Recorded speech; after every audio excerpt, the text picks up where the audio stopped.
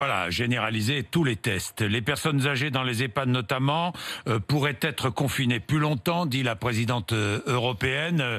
Le risque, c'est l'isolement, Romain Gisolme. Clairement.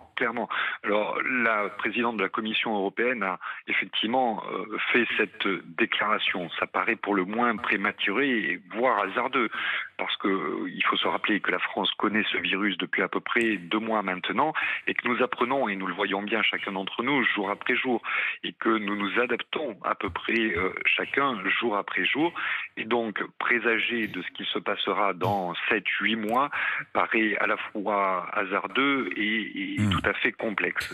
Donc nous verrons bien à ce moment-là. Ce qui est essentiel, c'est qu'aujourd'hui, il faut être en action et tout mettre en œuvre pour arriver à limiter l'impact de cette épidémie sur ce public âgé en établissement et à domicile, dont nous savons qu'il est le plus fragile à l'égard du coronavirus. C'est ça, ça veut dire qu'il faut entreprendre aujourd'hui 2 actions supplémentaires au-delà des masques.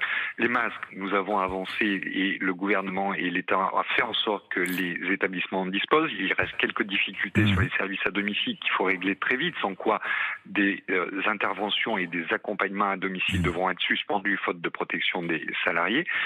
Donc, au-delà des masques, il va falloir effectivement généraliser ces tests comme on l'évoquait. Puis, dernier élément, il va falloir renforcer les équipes. Nous voyons que les équipes à l'hôpital sont renforcées. Il va falloir faire de même avec les équipes en établissement et en service à domicile, à la fois pour soutenir les personnes âgées, parce que nous voyons qu'après 4 semaines de confinement, nous rencontrons des difficultés auprès des personnes âgées qui peuvent avoir des syndromes dépressifs, qui peuvent avoir des syndromes de repli sur soi, etc.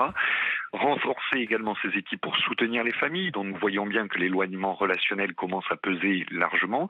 Et enfin, soutenir les équipes elles-mêmes, qui vont devoir certainement encore tenir dans la durée si nous nous inscrivons sur plusieurs semaines de confinement à venir. Donc on voit bien qu'il va falloir entreprendre ces 3 mesures, à la fois les masques, les tests et les renforts des équipes parallèlement, et renforcer les équipes notamment en temps de psychologues pour soutenir l'ensemble des acteurs du secteur. Merci Romain Gisolme. Merci à vous. Il est